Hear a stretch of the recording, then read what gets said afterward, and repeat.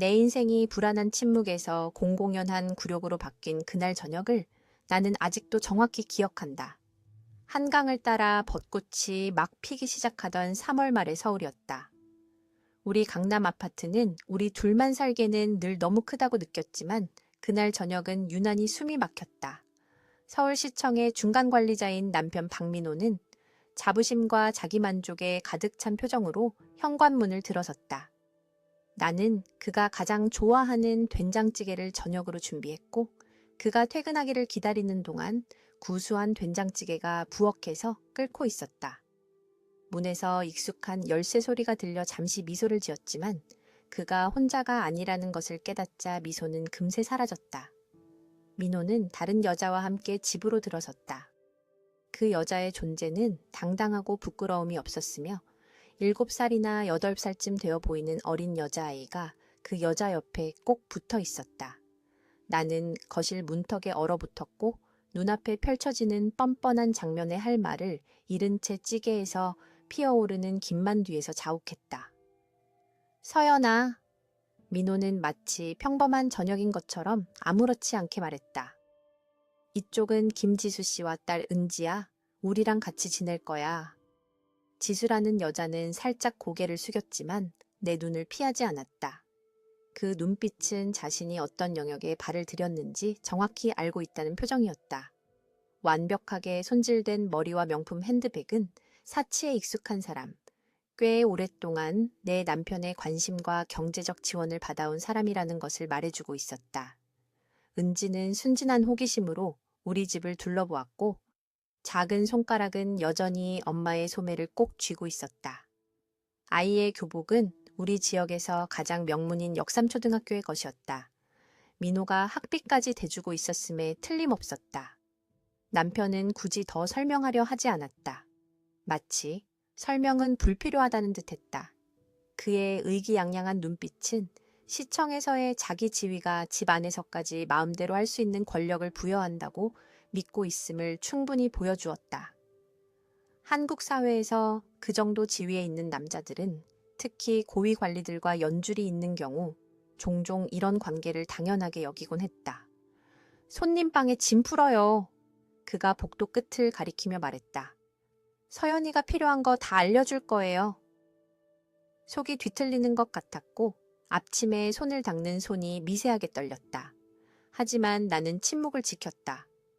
9년간의 결혼 생활은 민호의 오만함이 특히 다른 사람 앞에서 도전을 받으면 더 강해진다는 것을 가르쳐 주었다. 지금 내가 감히 그에게 따져 묻는다면 늘 표면 아래에서 들끓던 그의 성질이 폭발할 것이었다. 대신 나는 조용히 모욕을 삼켰다. 내 소박한 신발 옆에 나란히 놓인 비싼 구두, 망설임 없이 내려놓은 루이비통 여행 가방, 그리고 민호의 승리감에 찬 미소까지 모든 세부 사항을 머릿속에 기록했다. 나는 수년간의 전통적인 가정교육 끝에 자동적으로 몸에 밴 동작으로 살짝 고개를 숙였다.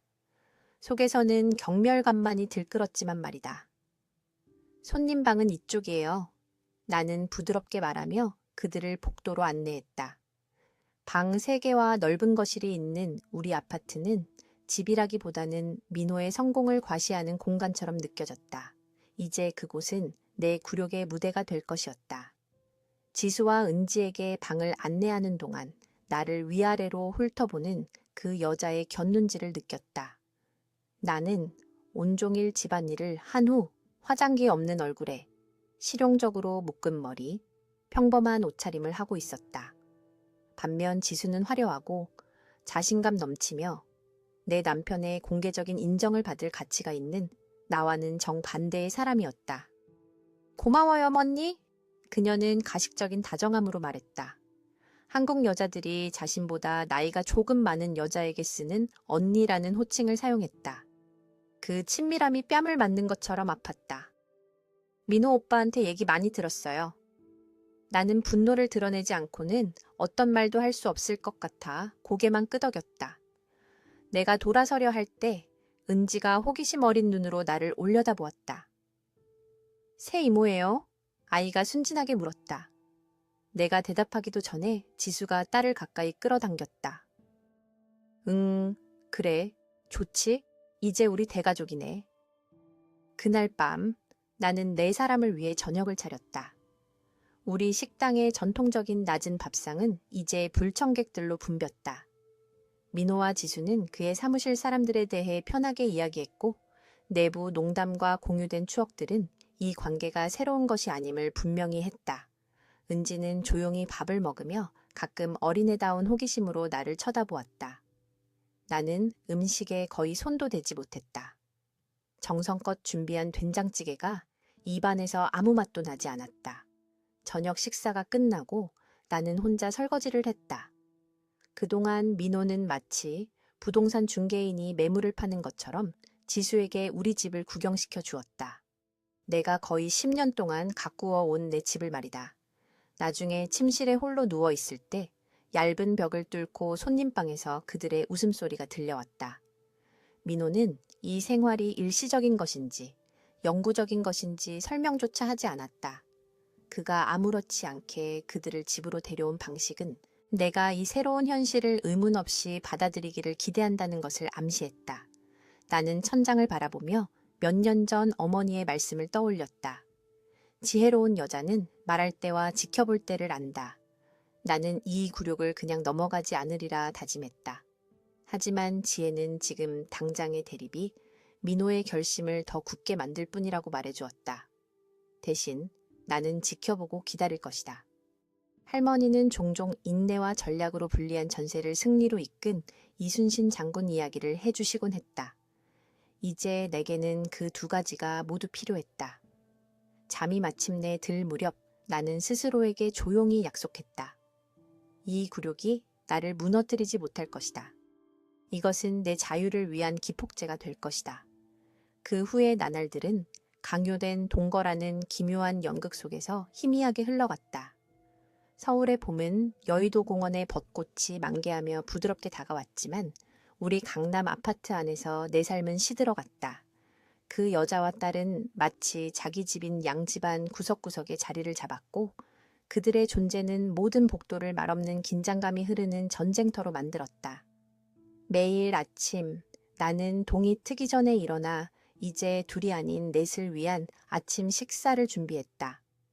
내가 직접 담근 김치, 시금치 나물, 무장아찌, 계란말이 등 준비하는데 몇 시간이 걸리는 반찬들로 상을 차렸다. 지수는 이른 아침에도 어딘가 완벽한 머리 모양을 한 채 실크 잠옷 차림으로 손님방에서 나왔고 이제는 내가 매일 저녁 다림질하는 교복을 입은 은지가 그 뒤를 따랐다. 민호는 자신이 무소불위의 권력을 가졌다고 믿는 사람처럼 으스대며 돌아다녔다. 최근 도시계획부서의 차장으로 승진한 것은 그의 우월감을 더욱 부추겼다. 그는 강 국장이나 심지어 시장 측근들과의 인맥을 자주 언급하며 마치 오랜 친구를 말하듯 권력자들의 이름을 아무렇지 않게 입에 올렸다. 강 국장님이 내 제안서를 바로 승인했어. 그는 저녁 식사 자리에서 자랑하곤 했다. 그분은 인재를 알아본다니까. 부시장님도 직접 전화해서 축하해 주셨어. 지수는 그의 모든 말에 매달렸고 그녀의 숭배는 불에 기름을 붓듯 그의 자존심을 키웠다. 민호 오빠는 시청에서 정말 존경받아요.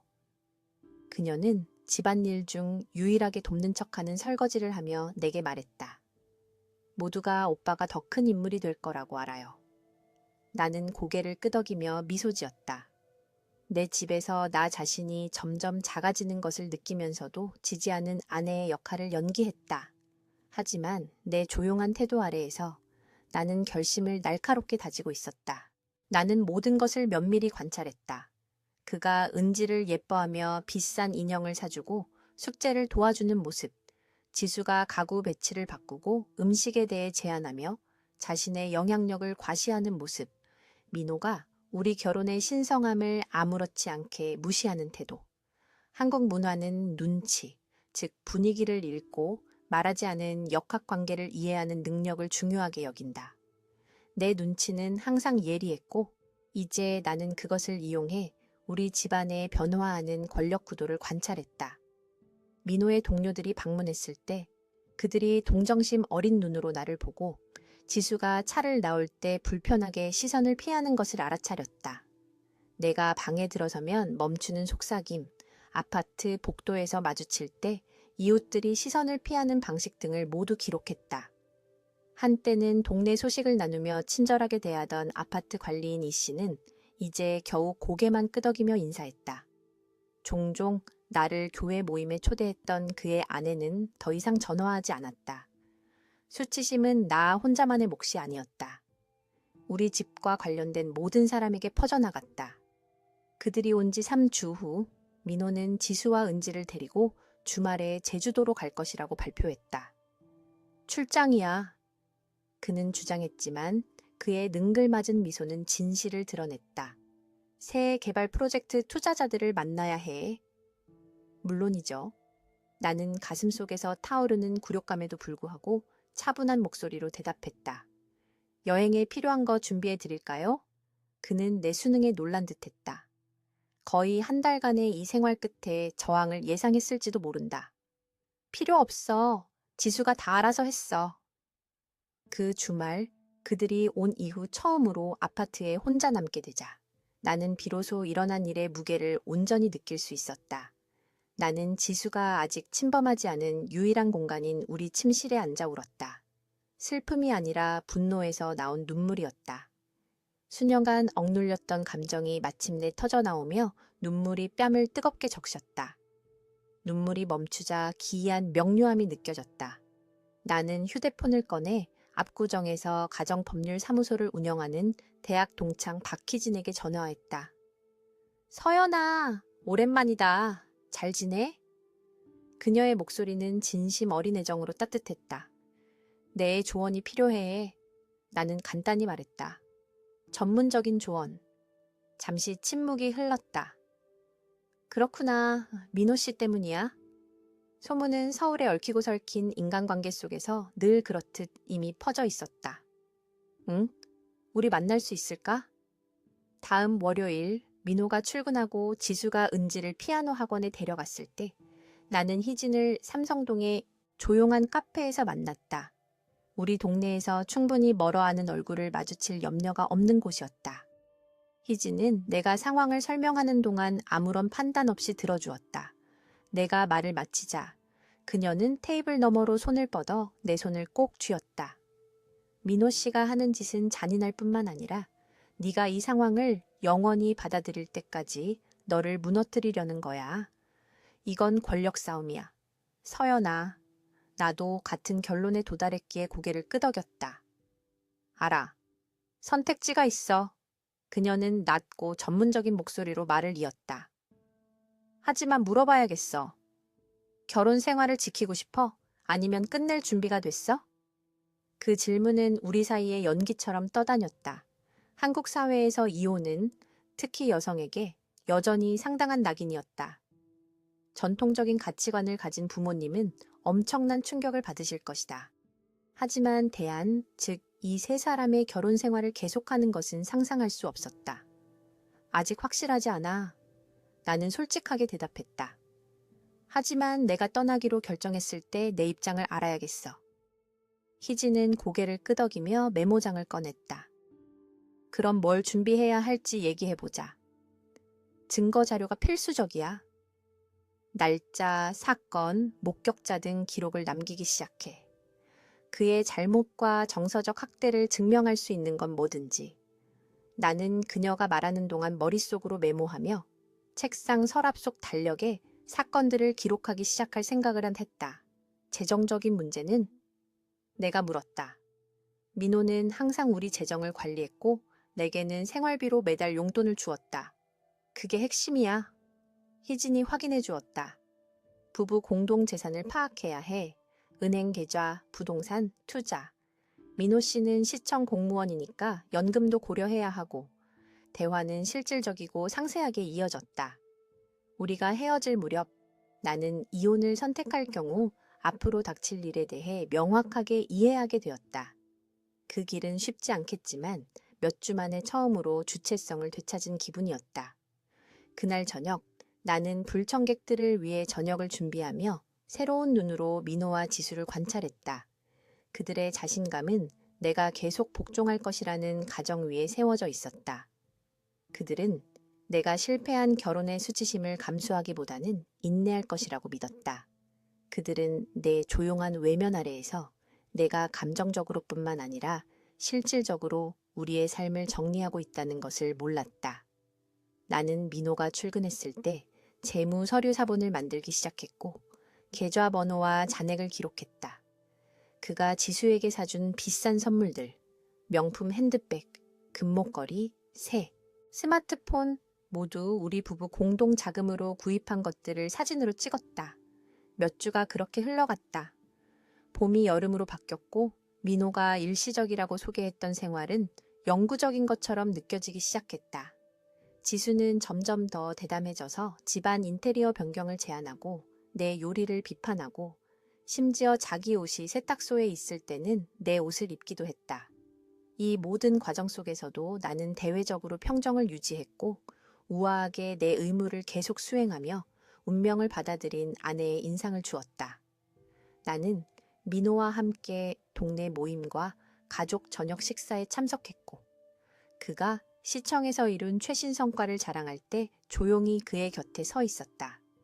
그의 동료들이 방문했을 때 그들이 의미심장한 눈빛을 교환하는 와중에도 완벽한 안주인 역할을 했다. 하지만 내 안에서는 조용한 폭풍이 힘을 키우고 있었다. 나는 그의 권력이라는 가면이 무너질 완벽한 순간을 기다리며 때를 노리고 있었다. 그 굴욕은 추석의 절정에 달했다. 한국 가족들이 조상께 차례를 지내고 풍성한 음식을 나누는 가을 명절. 몇 년 동안 우리는 이 중요한 명절을 민호의 고향인 대구에서 그의 가족과 함께 보냈다. 그의 부모님은 대대로 내려오는 전통 한옥을 소유하고 있었는데 우아한 곡선 지붕과 역사가 깃든 삐걱거리는 마룻바닥이 있는 집이었다. 올해 추석이 다가오자 나는 민호가 지수와 은지를 서울에 두고 갈 것이라고 생각했다. 가장 중요한 전통 명절에 내연녀를 가족 모임에 데려오는 것은 그조차도 감히 넘지 못할 선을 넘는 것이었기 때문이다. 나는 틀렸다. 반찬은 5명분으로 넉넉히 싸. 민호는 출발 전날 저녁에 지시했다. 부모님이 우리 모두를 기다리고 계셔. 나는 포장하던 그릇을 거의 떨어뜨릴 뻔했다. 우리 모두요? 민호는 휴대폰에서 눈을 들어 도전적인 표정으로 나를 쳐다보았다. 응. 지수 씨랑 은지도 대구에 같이 가. 문제 있어? 그것은 질문이 아니었다. 시험이었다. 내가 마침내 폭발해서 소란을 피우고 그에게 나를 히스테릭하고 비이성적인 사람으로 몰아붙일 빌미를 줄 것인가? 나는 힘겹게 침을 삼키고 김치통을 계속 포장했다. 문제 없어요. 음식 더 준비할게요. 다음 날 아침 대구로 가는 3시간의 KTX 기차 여행은 끔찍했다. 우리는 내 좌석이 나란히 있는 곳에 앉았고 민호와 지수는 은지와 내 맞은편에 앉았다. 다른 승객들은 우리의 이상한 가족 구성에 호기심 어린 눈길을 보냈다. 지수는 화려한 산호색 비단 한복을 입었고 나는 명절 전통 복장인 옅은 푸른색의 차분한 한복을 선택했다. 은지는 밝은 노란색의 아동용 한복을 입고 신나서 자리에서 깡충깡충 뛰었다. 할머니 댁에 송편 있어요. 아이가 추석에 전통적으로 만드는 반달 모양의 떡을 가리키며 물었다. 할머니? 나는 놀라움을 감추지 못하고 되물었다. 민호는 비웃었다. 은지가 우리 부모님을 할머니, 할아버지라고 불러. 두 분 다 괜찮아 하셔. 그 의미는 명확했다. 그의 부모님은 이미 이 관계를 받아들였고 어쩌면 환영했을지도 모른다. 이런 상황에서 그의 가족을 마주할 생각에 속이 뒤틀렸다. 한옥에 도착했을 때 민호의 부모님이 대문에서 우리를 맞았다. 항상 나를 비판적인 눈으로 재던 엄격한 분인 민호의 어머니, 박 여사님은 지수를 따뜻하게 껴안았다. 전통적인 가치관을 가진 은퇴한 은행, 지점장인 그의 아버지는 은지의 머리를 다정하게 쓰다듬었다. 어서 와라, 어서 와. 박 여사님은 우리를 안으로 안내하며 말했다. 지수야, 한복이 참 곱구나. 색깔이 정말 잘 어울린다.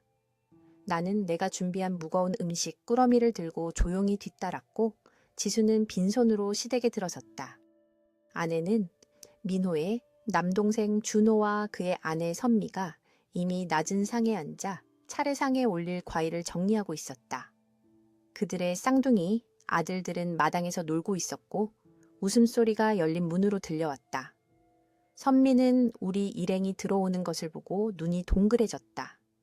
민호의 부모님과 달리 그녀는 지수의 존재에 대해 준비가 되어 있지 않았다. 그녀는 내게 동정적인 눈빛을 보냈지만 민호가 그녀를 쳐다보자 재빨리 표정을 감췄다. 제가 좀 들게요. 그녀는 내 팔에서 음식 꾸러미 일부를 받으며 중얼거렸다. 부엌에서 다른 사람들로부터 멀리 떨어진 곳에서 그녀가 속삭였다. 형님, 전혀 몰랐어요. 괜찮으세요? 나는 겨우 작게 고개를 끄덕였다. 견디고 있어. 이건 정말... 그녀는 이 부적절함에 대해 할 말을 찾지 못하고 고개를 저었다. 필요한 거 있으면... 우리의 대화는 박 여사님이 부엌으로 들어오면서 중단되었다. 서연아, 이제 곧 차례 시작해야 한다. 지수가 한복 소매가 풀리는 것 같다는데 좀 고쳐주렴. 그 요구는 너무나 노골적으로 서열을 정하려는 의도였기에 선미조차 움찔했다. 다른 여자의 옷을 고쳐주는 것은 며느리가 아니라 하녀가 할 일이었다. 네, 어머님. 나는 타오르는 굴욕감에도 불구하고 차분한 목소리로 대답했다. 그날 내내 민호는 지수와 은지를 축하 행사에 참여한 친척들 앞에 자랑스럽게 내세웠다. 그는 지수를 별다른 설명 없이 지수씨라고만 소개했고 뒤따르는 어색한 침묵이 모든 것을 말해주게 했다. 몇몇 친척들은 그의 부적절함을 마주하고 싶지 않아 시선을 피했고 다른 사람들은 손으로 입을 가리고 속삭였다. 아무도 이 상황을 직접적으로 언급하지 않고 한국의 모임에서 소중히 여겨지는 화목의 가면을 유지했다. 나는 음식을 나르고 술을 따르고 설거지를 하는 등 내 의무를 완벽하게 수행했고 지수는 귀한 손님처럼 가족들과 함께 앉아 있었다. 은지는 민호의 조카들과 함께 놀았고 아이들은 쉽게 그녀를 놀이에 받아주었다. 외부인에게는 이 장면이 평범해 보였을지 모르지만 모든 시선과 몸짓에는 말하지 않은 판단과 수치심이 담겨 있었다. 결정적인 순간은 저녁 식사 중에 찾아왔다. 우리는 잡채, 갈비찜, 다양한 반찬, 그리고 무지갯빛 송편 등 전통적인 추석 음식이 차려진 낮은 상 주위에 앉아 있었다. 소주에 약간 취한 민호의 삼촌이 지수와 나 사이를 좁은 눈으로 쳐다보았다. 그래 민호야. 그가 큰 소리로 말했다. 올해는 아내를 둘이나 데려왔구나. 이제 옛날 왕실 전통이라도 따르는 거냐? 밥상 위로 불편한 침묵이 흘렀다. 과거 한국에서 지위가 높은 남자들은 여러 아내와 첩을 두었지만 그런 관습은 현대사회에서 오래전에 사라졌다. 그 비교는 의도적이고 날카로웠다. 민호가 대답하기 전에 그의 아버지가 헛기침을 했다. 지수 씨는 서울에서 온 민호 직장 동료일세. 추석에 갈 곳이 없다고 해서 우리 가족 행사에 초대했지. 그 거짓말은 너무나 투명해서 내 손에 쥔 젓가락이 떨릴 정도였다. 민호의 어머니는 그 거짓말에 고개를 끄덕이며 동조했고 민호 자신은 부모님이 그의 가장 무도회에 공모한 것에 만족하며 의기양양하게 미소 지었다. 아, 참 관대하시군요. 삼촌은 한마디도 믿지 않는다는 것이 분명한 어조로 대답했다. 그리고 서연이는 이 상황이 괜찮고 모든 시선이 내게로 향했다. 이때가 바로 내가 우아하게 미소 지으며 거짓말을 확인하고 내 자신의 존엄을 희생하여 가족의 체면을 지켜야 할 순간이었다. 나는 수치심과 억눌린 분노의 메아리로 가득 찬 숨을 쉬며 조용히 앉아 있었다. 서연이는 항상 너그럽지. 민호가 나를 대신해 대답했다. 그의 어조는 반박을 용납하지 않겠다는 경고였다. 환대의 중요성을 잘 아는 사람이야. 나는 젓가락을 조심스럽게 그릇 옆에 내려놓았다. 네, 우리 문화에서 환대는 중요하죠. 존중도 마찬가지고요. 그 이중적인 의미가 공기 중에 맴돌았다. 민호의 턱이 굳어졌지만 그는 가족 앞에서 소란을 피우고 싶지 않아 아무 말도 하지 않았다. 대화는 어색하게 다른 주제로 넘어갔다. 동생의 사업, 쌍둥이들의 학교 성적, 대구에 오르는 집값 등. 그날 밤 가족들이 마룻바닥에 깐 전통 요회 잠자리를 잡을 때 나는 작은 곁방에 홀로 누워 잠 못 이루고 있었다. 민호는 아무런 설명이나 사과 없이 자신과 지수, 은지를 위해 본체 손님방을 차지했다. 한국 사회에서 공개적인 망신은 결코 사라지지 않는 흉터와 같다. 그는 사적으로 나를 욕보였을 뿐만 아니라 가문 앞에서 내 존엄성을 박탈했다. 어둠 속에 누워 한옥의 종이벽을 통해 울려 퍼지는 침입자들의 희미한 웃음소리를 들으며 나는 결혼이 끝났음을 깨달았다. 내 침묵은 더 이상 인내가 아니었다. 그것은 전략이 되었다. 다음 날 서울로 돌아오는 기차에서 나는 조용히 앉아 창밖으로 흐릿하게 지나가는 시골 풍경을 바라보았다. 내 마음은 맑았고 결심은 굳어졌다. 민호와 지수는 방문이 얼마나 성공적이었는지, 그의 부모님이 그들을 얼마나 잘 받아주셨는지, 은지가 가족에 얼마나 자연스럽게 녹아들었는지에 대해 활기차게 이야기했다. 어머님이 설날에도 오라고 하셨어. 지수가 음력설을 언급하며 말했다. 네가 만드는 것보다 내가 약과를 더 잘 만든다고 하시더라. 민호는 근처에 다른 승객들이 있음에도 불구하고 목소리를 낮추지 않고 웃었다. 어머니는 항상 서연이가 너무 현대적이고 우리 가족에게는 충분히 전통적이지 않다고 하셨어. 드디어 제대로 된 한국적 가치를 이해하는 사람을 찾아서 기뻐하시는 거야. 나는 그 비난에 반응하지 않고 지나가는 풍경에 시선을 고정했다. 그들은 내 침묵을 패배로 착각했다. 내면에서 내가 이미 다음 단계를 계획하고 있다는 것을 깨닫지 못한 채. 그 순간부터 나는 이혼 절차를 시작했다. 서울로 돌아온 다음 날 나는 몇 달 동안 모아온 서류들, 재무기록, 사진, 민호의 행동에 대한 상세한 기록을 가지고 희진의 법률사무소를 방문했다. 나는 조용히 서류를 제출했고 내 가문의 영향력의 깊이를 드러내거나 내 혈통에 잠재된 힘을 암시하지 않았다. 민호가 자기 내연녀를 내 지붕 아래 심고 자기 가족 앞에서 나를 욕보임으로써 이겼다고 믿는다면 심판의 날은 그만큼 더 파괴적일 것이다. 법원 심리는 10월 말의 상쾌한 가을 아침으로 정해졌다. 서울은 가을로 접어들기 시작했고 법원 근처의 은행나무 가로수들은 눈부신 황금빛으로 물들고 있었다. 나는 동이 트기 전에 일어났고 몸은 기대감으로 긴장했다. 이날은 몇 달에 걸쳐 준비된 날이었고 모든 굴욕과 무시가 내 결심에 불을 지폈다. 나는 신중하게 옷을 골랐다. 숯과 옅은 은색의 차분한 톤의 한복을 선택했는데 이는 애도가 아닌 위엄과 절제를 상징하는 색이었다. 법정에서 전통 의상이 필수는 아니었지만 민호가 내 대에 만들어낸 너무 현대적이라는 이야기를 반박하며 제대로 된 한국적 가치를 지닌 여성으로 나 자신을 보여주고 싶었다. 머리는 단순하지만 우아하게 쪼글져 할머니의 은빈여로 고정했다. 이것은 민호가 항상 자신의 가문에 비해 하찮다고 무시했던 내 가문의 혈통을 작게나마 상기시키는 것이었다. 희진은 8시 정각에 마포구에 있는 내 임시 아파트로 도착했다. 나는 추석에서 돌아온 지 3주 후에 강남집에서 나왔고 내 개인 소지품만 챙겨 민호, 지수, 은지를 그들의 승리 축하 파티에 남겨두었다.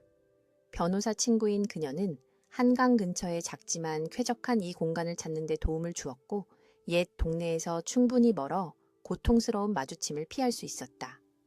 준비됐어? 희진이 물었다. 그녀의 전문적인 태도는 진심 어린 걱정으로 부드러워져 있었다. 그녀는 깔끔한 차콜색 정장을 입었고 서류 가방에는 우리가 꼼꼼하게 수집한 증거들이 가득했다. 준비되고도 남았지. 나는 내 목소리에 침착함에 놀라며 대답했다.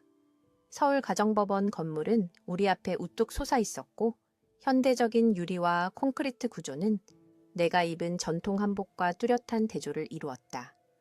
보안 검색대를 통과하면서 비슷한 소송을 위해 온 다른 부부들을 언뜻 보았다. 어떤 이들은 눈물을 흘리고 있었고 다른 이들은 서로에게 냉담하게 거리를 두고 있었다. 최근 몇 년간 한국의 이혼율은 증가했지만 특히 여성에 대한 사회적 낙인은 여전했다. 우리는 김미자 판사가 재판을 주재할 사모법정으로 안내받았다. 희진은 김 판사가 공정함으로 알려져 있지만 가족 문제에 대해서는 전통적인 가치관을 가지고 있다고 언급했었다. 감정에 흔들리지 않을 거야. 희진이 나에게 경고했다. 하지만 증거와 적절한 절차는 존중하지. 우리가 도착했을 때 민호는 이미 그곳에 있었다. 비싼 시계와 영구적으로 찌푸린 미간을 한 중년의 변호사 옆에 앉아 있었다. 곧 전남편이 될 그는 맞춤 정장을 흠잡을 데 없이 차려입고 머리는 막 자른 듯 했으며 표정은 여유로운 자신감으로 가득했다. 그는 여전히 시청의 인맥이 자신을 스캔들과 손실로부터 보호해 줄 것이라는 환상에 사로잡혀 있었다. 그가 전통 한복을 입은 나를 보았을 때 그의 얼굴에 불확실함이 스쳐 지나갔다. 아마도 내 선택의 전략적인 성격을 알아차렸을 것이다.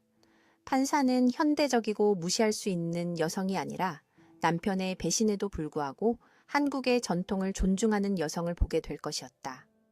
지수는 눈에 띄게 보이지 않았다. 민호는 이혼 소송의 내연녀를 데려오는 것이 자신이 투영하려 하는 이미지를 훼손할 것이라고 계산했을 것이다. 아니면 그녀는 우리 결혼의 공식적인 해체를 목격하는데 별로 관심이 없었을지도 모른다. 이미 내 집을 차지함으로써 승리를 거머쥐었으니까. 모두 기립해 주십시오. 김미자 판사님께서 입장하십니다. 법원 직원이 알렸다. 김 판사가 들어섰고 법복이 휘날리며 재판석에 앉았다. 그녀의 머리카락은 희끗희끗했고 표정은 앞의 파일을 검토하는 동안 아무것도 드러내지 않았다. 사건 번호 2023가하보 1689 박민호와 최서연의 이혼 소송. 그녀는 내 결혼 후 성과 함께 처녀 시절 성을 사용하며 읽었다. 작지만 의미 있는 내 개인적 정체성에 대한 인정이었다. 소송 절차는 효율적이고 형식적으로 진행되었다. 희진이 먼저 우리의 청원을 제시하며 이혼 사유를 설명했다. 불륜, 정서적 학대, 재산 유용. 그녀는 지수가 우리 결혼 생활에 집에 거주했음을 입증하는 사진, 민호가 공동 계좌를 사용하여 내연녀에게 상당한 선물을 한 재무 기록, 그리고 계속되는 굴욕을 목격한 이웃들의 증언을 제출했다. 최 여사님은 상당한 정신적 고통을 겪었습니다. 희진은 전문적이지만 억제된 분노가 섞인 목소리로 진술했다. 박 씨는 혼호의 파트너를 집으로 들였을 뿐만 아니라 제 의뢰인에게 이 여자와 그녀의 아이를 시중들게 하여 최 여사님의 정신을 파괴하기 위해 고안된 견딜 수 없는 생활 환경을 만들었습니다. 민호의 변호사는 내가 즉시 반대하지 않음으로써 그 상황을 받아들였다고 주장하며 내 침묵이 동의를 의미한다고 시사했다. 그는 민호를 나를 신체적으로 학대한 적이 없고 결혼 기간 내내 재정적 지원을 유지한 관대한 부양자로 묘사했다. 박 씨는 모든 결혼 의무를 계속 이행했습니다. 변호사는 주장했다. 유기나 신체적 학대는 없었습니다. 결혼 생활의 집을 떠난 것은 초의 여사님 혼자만의 선택이었습니다. 나는 모든 질문에 차분하고 정확하게 대답했고 결코 목소리를 높이거나 차분한 외면 아래에서 여전히 들끓는 분노를 보이지 않았다. 왜 지수가 집에 있는 것에 즉시 반대하지 않았냐는 질문에 나는 한국의 가치관에 대해 말했다. 우리 문화에서 소란을 피우는 것은 양가 모두에게 수치를 안겨주는 일입니다. 나는 설명했다. 저는 남편이 공개적인 대립 없이 자신의 잘못을 깨닫고 바로잡기를 바랐습니다. 심리가 진행될수록 민호는 점점 안절부절 못했다. 그는 내가 감정적으로 어쩌면 히스테리하게 나타나서 전통적인 가치관을 가진 판사 앞에서 자신에게 유리한 고지를 점하게 할 것이라고 예상했다. 대신 나는 고통 속에서도 위험을 지키고 대응은 절제했지만 불명예스러워진 결혼을 끝내겠다는 결심에서는 확고한 전통적인 한국 아내의 전형으로 나타났다. 재산 분할 논의 시간이 되자 민호의 자신감은 눈에 띄게 흔들리기 시작했다. 희진은 부부 공동재산, 우리 강남 아파트, 민호의 시청연금, 우리 투자 및 저축 계좌를 체계적으로 설명했다. 한국 법에 따르면 이것들은 누구의 이름으로 되어 있든 상관없이 공평하게 분할될 대상이었다. 더욱이 희진은 말을 이었다. 우리는 박 씨가 내연녀와 그녀 아이의 이익을 위해 부부 공동재산을 유용한 증거 자료를 가지고 있습니다. 그녀는 지수를 위한 명품, 디자이너 핸드백, 보석, 비싼 저녁 식사, 구매 내역이 담긴 신용카드 명세서를 제시했다. 모두 우리의 공동계좌에서 지출된 것이었다. 민호는 앞으로 몸을 기울여 변호사에게 다급하게 속삭였고 변호사는 점점 더 불편해 보였다. 그들은 이 정도로 상세한 재무 증거를 예상하지 못했던 것이 분명했다. 김 판사는 서류를 신중하게 검토했고 그녀의 표정은 아무것도 드러내지 않았다. 그녀가 마침내 입을 열었을 때 목소리는 차분했지만 단호했다. 본 법원은 이 결혼의 해소에 충분한 사유가 있다고 판단합니다. 그녀는 진술했다. 재산 분할은 법에 따라 진행될 것이며 박 씨의 부부 공동자금 유용이 문서로 입증된 점을 고려하여 조정될 것입니다. 그녀는 나를 향해 돌아보며 시선을 마주쳤다. 최 여사님, 박 씨에게 위자료를 청구하십니까? 나는 민호를 흘끗 보았다. 재정적 처벌이 언급되자 그의 얼굴은 창백해져 있었다. 그 순간 나는 나중에 내 궁극적인 복수에 결정적인 역할을 할 결정을 내렸다. 아니요, 재판장님. 나는 대답했다. 저는 우리 부부 공동재산에서 마땅히 제 몫인 것만을 원합니다. 박 씨와 어떤 식으로든 재정적으로 얽히고 싶지 않습니다. 민호의 안도감은 역력했고 그의 어깨는 약간 이완되었다. 그는 비교적 가볍게 빠져나왔다고 믿었다. 그가 몰랐던 것은 지속적인 재정적 의무로부터의 자유가 바로 내 계획의 다음 단계를 위해 필요한 것이었다는 점이다. 김 판사는 고개를 끄덕이며 파일에 메모했다. 알겠습니다. 본 법원은 이혼 청구를 인용합니다. 재산 분할에 관한 상세한 명령은 14일 이내에 발부될 것입니다. 그녀의 의사봉이 한번 울리면서 9년간의 결혼 생활이 끝났다. 나는 몇 년간의 무게가 어깨에서 내려앉는 것을 느꼈고 그 자리는 행복이라고는 할 수 없지만 아마도 그 전조인 자유라는 기묘한 가벼움으로 채워졌다. 법정 밖에서 희진이 내 팔을 부드럽게 쥐었다. 잘했어. 재산 분할은 공정할 거야. 우리에겐 증거가 있으니까. 나는 고개를 끄덕였다. 내 시선은 출구로 향하는 민호를 따라갔다. 그는 이미 통화 중이었고 아마도 지수에게 소식을 전하고 있을 것이다. 그는 체면을 좀 잃고 돈도 좀 잃겠지만 여전히 우리 결혼의 붕괴에서 승리자로 나왔다고 믿었다. 그의 경력은 온전했고 내연녀는 내 옛집에서 그를 기다리고 있었으며 그의 자존심은 상처를 입었지만 근본적으로는 흔들리지 않았다. 이제 어떡할 거야? 희진이 우리가 짐을 챙기면서 물었다. 이제 기다려야지. 나는 대답했다. 오늘의 사건들은 다음에 올 일을 위한 무대를 마련하는 것에 불과하다는 것을 알았기 때문이다. 나는 내가 준비해온 순간이 가까워졌음을 알며 법원을 나섰다. 상쾌한 가을 공기가 폐를 가득 채웠다. 나는 계단에 서서 민호가 그의 차가 기다리는 주차장으로 향하는 것을 지켜보았다. 곧 내 차가 도착할 것이고 그것과 함께 내 진정한 복수가 시작될 것이었다. 서울가정법원 밖 오후의 햇살이 돌계단 위로 긴 그림자를 드리웠다. 나는 조용히 서 있었고 마지막으로 떨어진 은행잎들이 발치에서 소용돌이치는 동안 내 한복은 가을바람에 부드럽게 움직였다. 희진은 서류뿐만 아니라 내 이전 삶의 파편들이 담긴 듯한 서류 가방을 꼭 쥔 채 내 곁에 남아 있었다. 민호는 계단 아래에서 서성거렸다.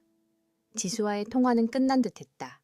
그의 자세, 편안한 어깨, 치켜든 턱에서 그가 결과에 만족하고 있음을 알 수 있었다. 그는 분명 그녀에게 재정적 손실을 어떻게 최소화했는지, 판사가 얼마나 합리적이었는지, 시청에서의 중요한 지위가 어떻게 보존되었는지를 설명하고 있었을 것이다.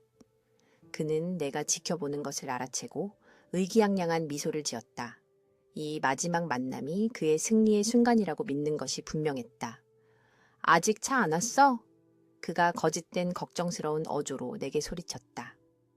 네, 아파트까지 태워다 줄 수도 있는데. 아파트 앞에 잠시 멈춤은 의도적이었다. 내가 더 이상 제대로 된 집이 없다는 것, 그와 지수가 우리 강남집에 머무는 동안 나는 쫓겨났다는 것을 상기시키는 것이었다. 그럴 필요 없어요. 나는 고른 목소리로 대답했다. 차는 준비되어 있어요.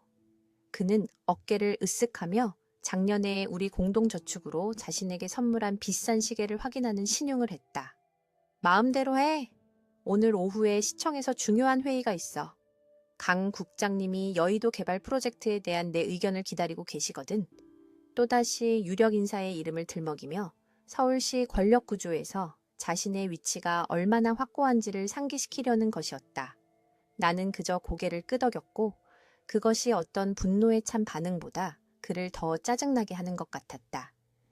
민호는 항상 감정적인 반응을 먹고 자랐다. 내 차분한 무관심은 그에게 아무런 먹이도 주지 않았다.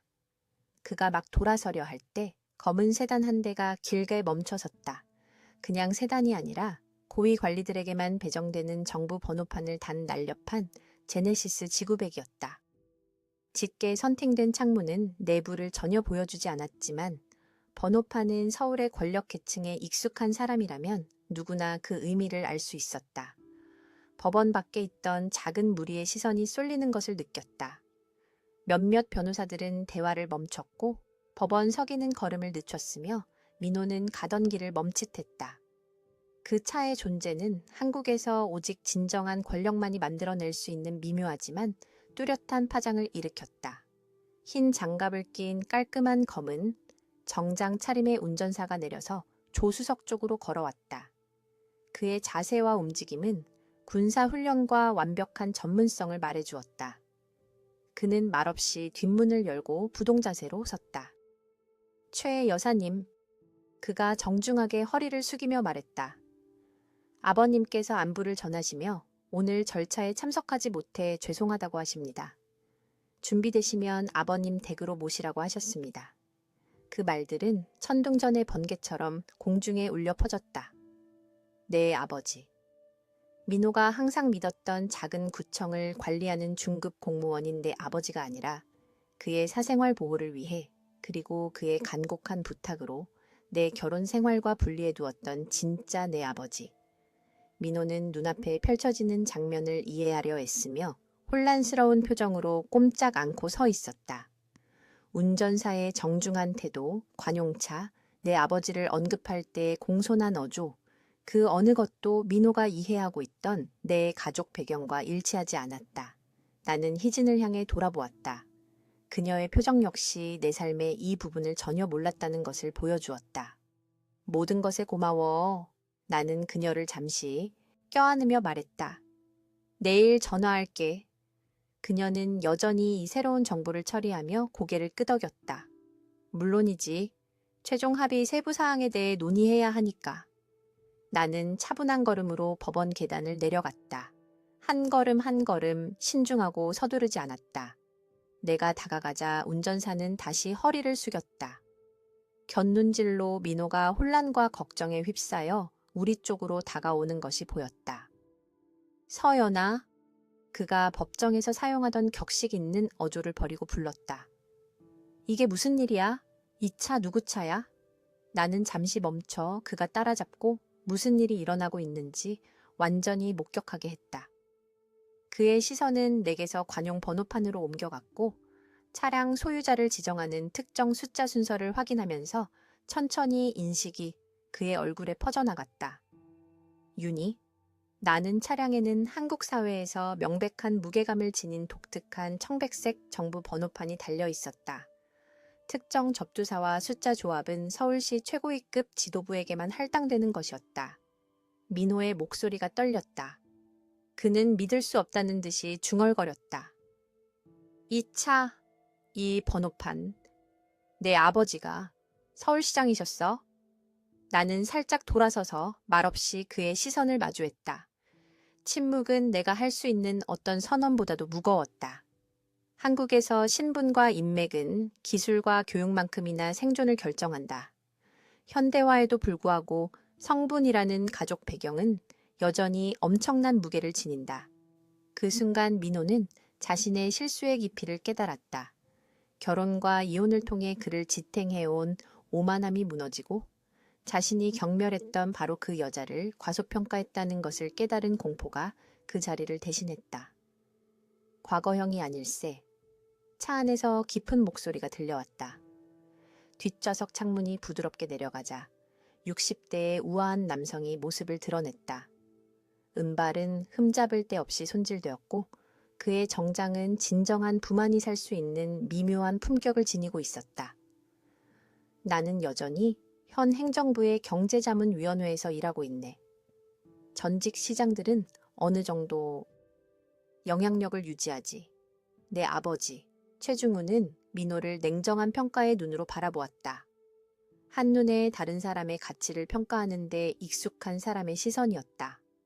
그가 5년 전 삼선 서울시장 임기를 마치고 은퇴했지만 시의 정치 및 경제계에서의 그의 권력은 거의 줄어들지 않았다. 그의 말 한마디는 여전히 민호 같은 중급 공무원들의 경력을 좌우하고 문을 열거나 닫을 수 있었다. 민호는 눈에 띄게 창백해졌고 그의 자신감 넘치던 자세는 거의 절을 하는 듯한 자세로 무너져 내렸다. 회장님, 저는 전혀 몰랐습니다. 서연이가 한 번도 언급하지 않아서 내 딸은 사생활을 중시하네. 아버지가 그의 말을 잘랐다. 그의 어조는 무시하는 듯 했다. 내가 높이 사는 자질이지. 내 이름이나 영향력 없이 너와 결혼했어. 내가 반대했는데도 말이야. 딸은 가족 배경이 아니라 자기 자신으로 사랑받고 싶어 했지. 그는 잠시 말을 멈추고 시선을 날카롭게 했다. 그 우려가 근거가 있었던 것 같군. 정중한 거리를 두고 모여든 작은 무리 사이에서 탄성이 터져 나왔다. 법원 직원, 변호사, 그리고 다른 이혼 당사자들은 숨겨진 사회 계층을 드러내는 현실 드라마를 한국인들이 특별히 주목하는 열띤 관심으로 지켜보았다. 몇몇 사람들이 내 아버지의 이름을 속삭이며 처음으로 그 이름과 나를 연결 지으면서 인식이 퍼져나갔다. 제대로 소개해야겠군. 아버지는 민호뿐만 아니라 모여든 구경꾼들을 향해 말을 이었다. 최중훈 전 삼선 서울시장, 현 대통령 자문위원, 그리고 한국재단 이사장입니다. 각각의 직함은 민호에게 물리적인 타격처럼 날아들었다. 시청에서의 그의 관료적 성과는 이제 비교할 수 없을 정도로 초라해 보였다. 그때 지수가 은지를 데리고 법원 계단을 서둘러 올라왔다. 그녀는 민호의 차 안에서 근처에서 기다리고 있었을 것이다. 내 패배의 마지막 장면을 목격하는 것을 참지 못했을 테니 그녀의 등장은 절묘한 타이밍이었다. 민호와 함께 꿈꿨던 미래가 무너지는 것을 목격하게 했으니까. 오빠, 괜찮아? 그녀는 변화된 권력 역학을 감지하고 명품 핸드백을 불안하게 움켜쥐며 물었다. 시청회의 늦으면 안 된다고 했잖아. 아버지의 눈썹이 살짝 올라갔다. 이혼 당일 내연녀가 아이와 함께 이렇게 공개적으로 나타난 장면에 한국 사회에서는 권력 그 자체만큼이나 신중함이 중요하게 여겨진다. 지수의 존재는 민호의 불륜뿐만 아니라 그의 판단력 부족을 보여주었다. 박민호 씨, 아버지가 말했다. 그의 전체 이름을 격식 있게 부르는 것은 심판의 무게를 실었다. 여의도 프로젝트 관련해서 강 국장님과 시청에서 회의가 있다고 했었죠? 그는 휴대폰을 꺼내 버튼 하나를 눌렀다. 강 국장님은 제 가까운 개인적인 친구입니다. 아마 당신이 늦을 거라고 알려줘야겠군요. 민호의 얼굴이 공포로 일그러졌다. 회장님, 제발 그럴 필요 없습니다. 아니면 아버지는 민호가 말하지 않은 것처럼 말을 이었다. 당신의 개인적인 행실이 도시계획부서의 평판에 어떤 영향을 미칠지에 대해 논의해야 할지도 모르겠군요. 오늘 저녁에 현 시장님과 저녁 식사가 있습니다. 이혼 소송에 내연녀를 데려오는 직원에 대해 흥미롭게 들으실 겁니다. 민호는 한때 그의 전리품이었던 여자가 이제 그를 끌어내리는 닻이 되자 지수의 팔을 초조하게 움켜쥐었다. 그녀도 그것을 감지한 듯 혼란스럽고 두려운 표정으로 살짝 몸을 뺐다. 은지는 긴장감을 느꼈지만 그 원인은 이해하지 못한 채 엄마의 소매를 꼭 쥐었다. 회장님, 민호가 거의 속삭이듯 다시 말을 시작했다. 저는 전혀 몰랐습니다. 서연이가 회장님 따님인 줄 알았다면. 그랬다면 뭐? 내가 마침내 목소리를 내며 끼어들었다. 나를 존중했을 거라고? 충실했을 거라고? 우리 집에서 그리고 내 가족 앞에서 나를 욕보이지 않았을 거라고? 나는 그에게 더 가까이 다가가 놨지만 분명한 목소리로 말했다. 그래서 내가 너한테 말 안 한 거야. 나는 내 아버지의 지위 때문이 아니라 나 자신 때문에 나를 소중히 여겨줄 남편을 원했어. 나는 그에게서 등을 돌려 아버지가 조용한 만족감으로 그 장면을 지켜보고 계신 차를 향했다. 운전사가 문을 열어주었고 나는 뒤돌아보지 않고 차에 올라탔다. 아버지 옆자리에 앉자 한복이 우아하게 접혔다. 문이 닫히고 창문이 올라가면서 나는 법원 계단에 얼어붙은 채 서 있는 민호의 마지막 모습을 보았다. 지수는 은지를 불안하게 껴안고 그의 옆에 서 있었다. 내연녀의 얼굴에서는 자신감 넘치던 빛이 사라지고 자신의 경력이 이제 위태로워진 남자에게 자신을 의탁했다는 깨달음이 서서히 번지고 있었다. 차는 부드럽게 출발했고 민호가 공들여 쌓아 올린 권력과 성공의 이미지는 산산조각 난 채 뒤에 남았다. 아버지가 손을 뻗어 내 손을 부드럽게 토닥였다. 진작 말했어야지. 그의 목소리는 민호에게 사용했던 강철 같은 날카로움이 사라지고 부드러워져 있었다. 스스로 처리해야 했어요. 나는 대답했다. 적어도 처음에는요. 그는 이해한다는 눈빛으로 고개를 끄덕였다. 이제는 나는 선팅된 창문 너머로 지나가는 서울의 익숙한 거리를 바라보며 말했다. 그가 시작한 것을 끝내야죠. 그 후 몇 주 동안 내 복수의 전모는 마치 세심하게 짜인 공연처럼 펼쳐졌다. 나는 서울의 상류층을 위해 수백 년 된 한옥들이 꼼꼼하게 보존되고 현대화된 고급 주택가인 북촌 한옥마을에 있는 아버지의 넓은 전통 가옥으로 이사했다. 내 임시 마포 아파트와 오랜 부와 영향력의 상징인 이곳의 대조는 민호가 인식했던 권력과 우리 가족의 실제 영향력의 차이가 이제 그의 직장, 동료 모두에게 명백해진 것만큼이나 극명했다. 아버지께서는 시장이라는 공식 직위에서 은퇴하셨지만 여전히 서울의 정계와 재계 전반에 걸쳐 엄청난 존경과 영향력을 행사하셨다. 72살의 최중우는 여전히 지역 정치의 킹메이커로 남아 있었고 야심찬 관리들은 그의 지지를 구했으며 그의 비위를 거스른 자들은 그의 비판을 두려워했다. 그는 내 결혼 생활 내내 나와의 관계를 비밀로 하셨다.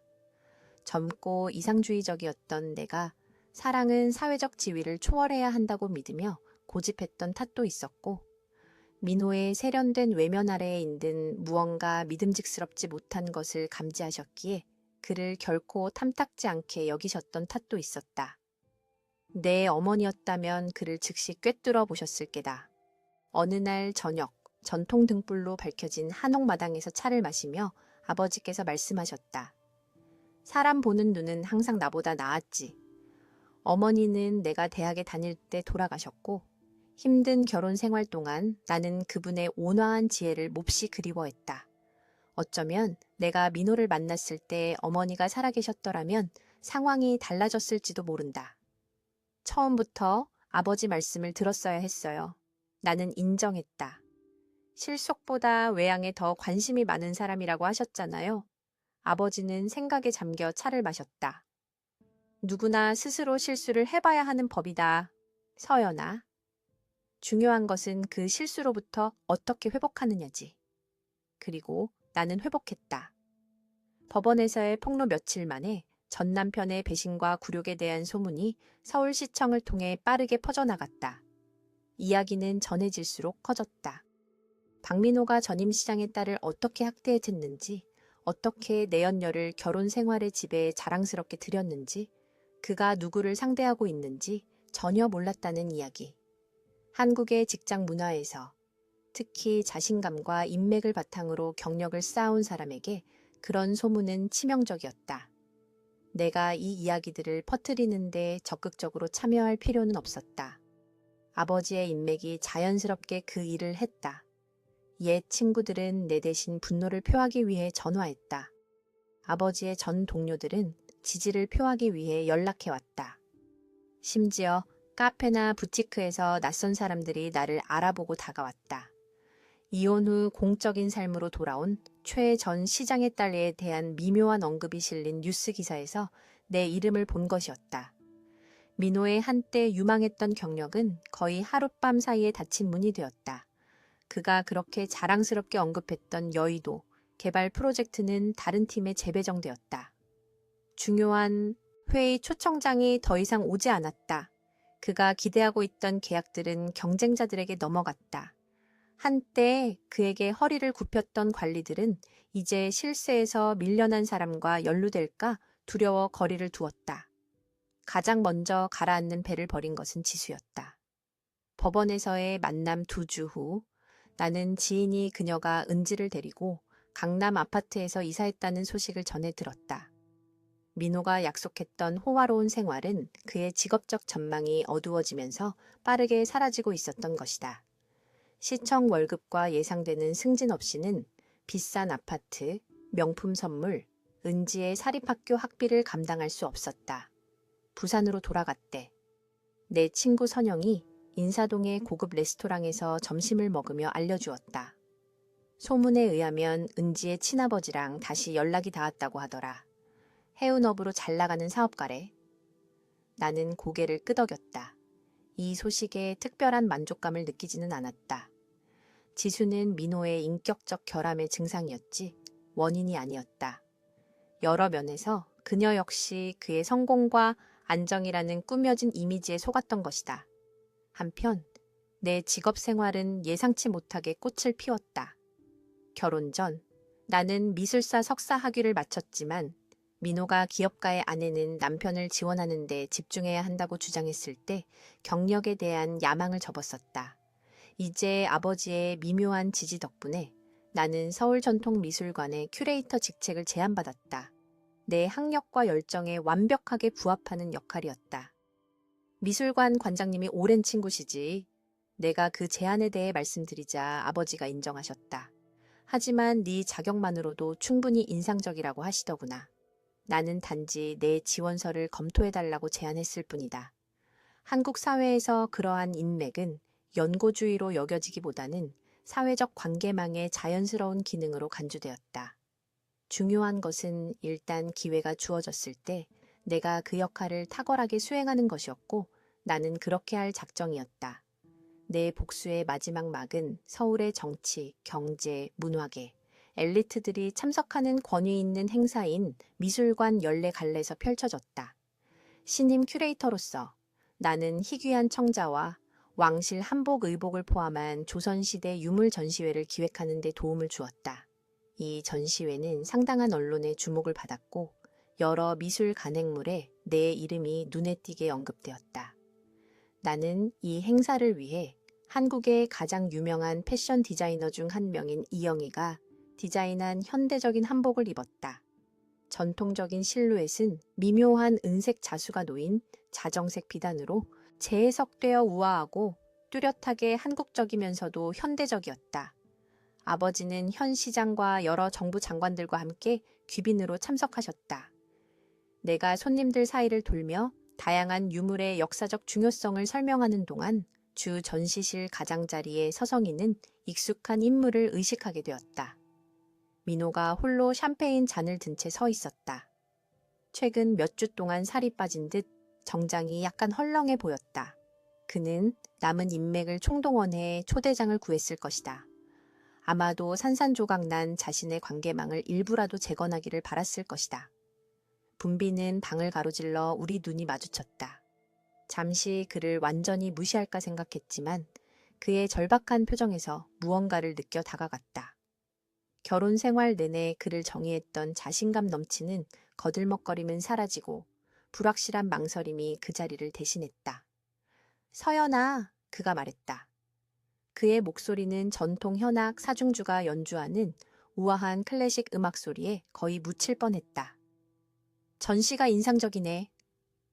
축하해. 고마워요. 나는 차갑게 대답했다. 여기서 보게 될 줄은 몰랐네요. 그는 주위의 호기심 어린 시선을 의식하며 초조하게 주위를 둘러보았다. 얘기 좀 할 수 있을까? 해서 계속 연락하려고 했었어. 사실이었다.